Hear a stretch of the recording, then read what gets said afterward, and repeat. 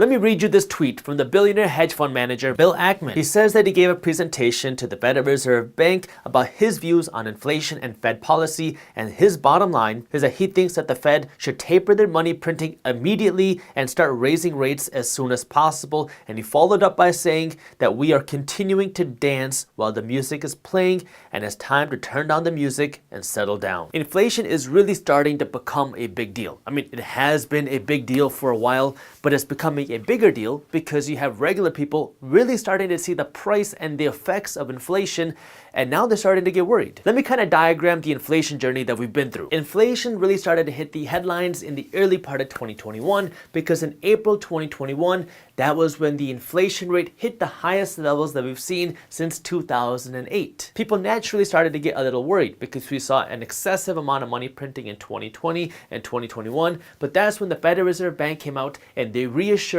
the American people because they said that this inflation that we're seeing is transitory. It's temporary and there's nothing for you to worry about. By July of 2021, the Federal Reserve Bank came out and they said, I told you so, because it looked like the price of things were finally starting to come down because inflation was starting to ease. But then came August, and that's when people started to realize that, yeah, inflation has cooled down since the early part of 2021, but it's still really high. And so the price of things are still very expensive.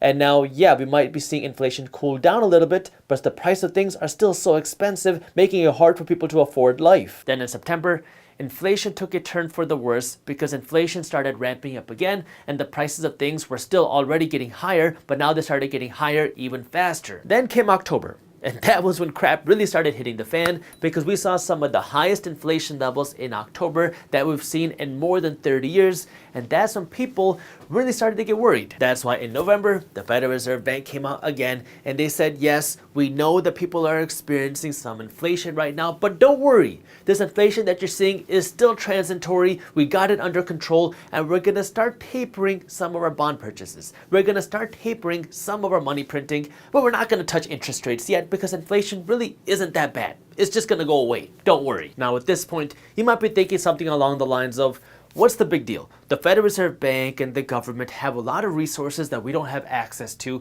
and if they keep telling us that this inflation is transitory and it's going to go away soon, why are you so worried about it? Why do you keep talking about it? I mean, they said it's going to go away. Why can't we just trust them? It's a pretty fair point. Why wouldn't you want to trust the people who are in power? Now, the trust issues that I have come from the fact that they've been wrong and lied to the American people time and time again. Like if we go back to before the 2000 dot-com bubble bursting, Alan Greenspan, who was then the chairman of the Federal Reserve Bank, kept coming out and said that there's no stock market bubble. There's nothing that you have to keep worrying about.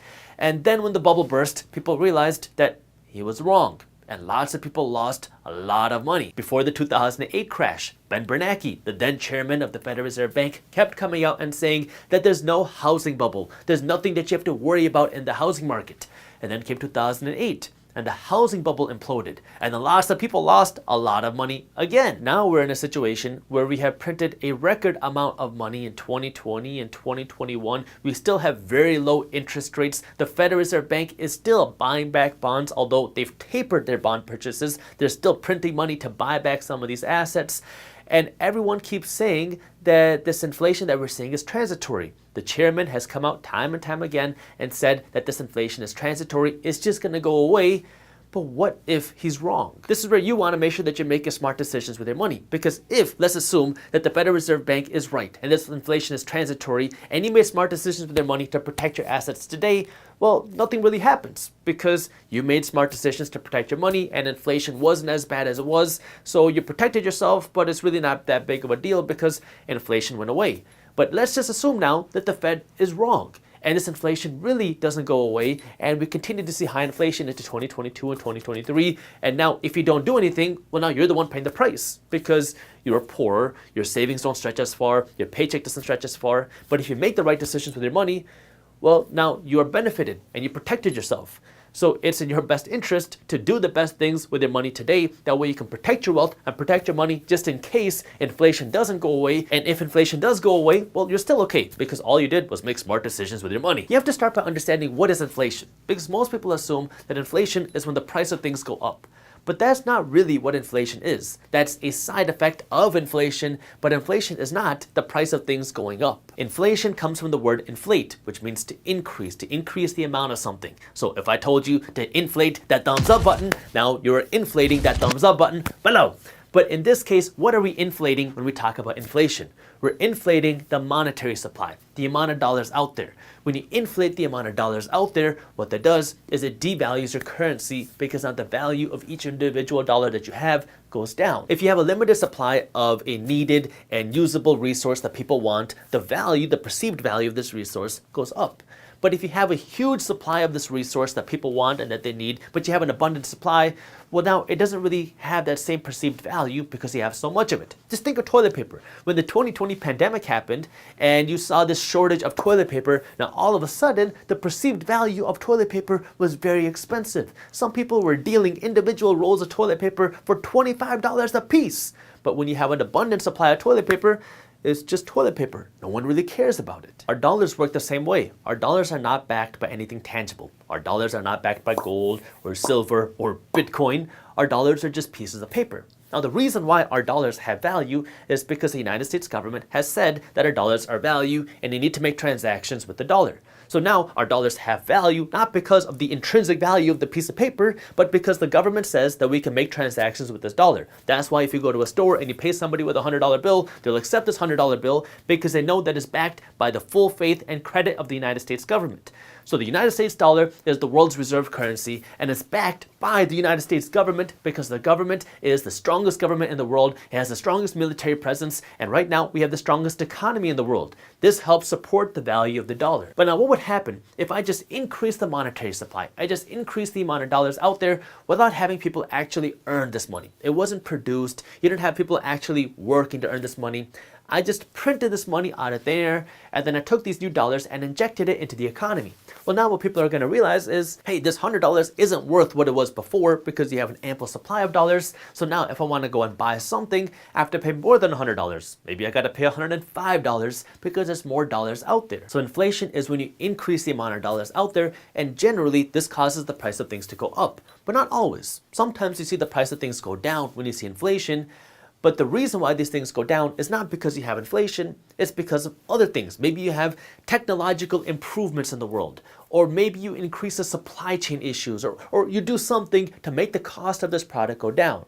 Now, the reason why this product didn't go down further now is because you saw inflation. If you didn't have any inflation, then the price of this product probably would have fell further, but it didn't because you saw inflation. So you can still see the price of things go down if you see technology improve, if you see supply chain issues improve, if you see efficiencies improve, but it won't go down as far if you have more inflation because inflation is devaluing the currency that you're using to buy this thing. One way that you can create more inflation is just by printing more money. If the government spends more money than it has, well now it has to print that money unless they can get that money from taxes, but they will never be able to raise enough taxes to cover all of their spending. So if they spend more than they earn from taxes, then they got to print that money. And so now this freshly printed money causes inflation, and the person that pays the price of this new printed money is the average person. See, when the government creates a tax on corporations and they use this tax on corporations to pay for their spending, you know exactly who's paying for it. Corporations. Now, corporations might try to funnel this cost of taxes down to the consumer, but you know exactly where the money's coming from.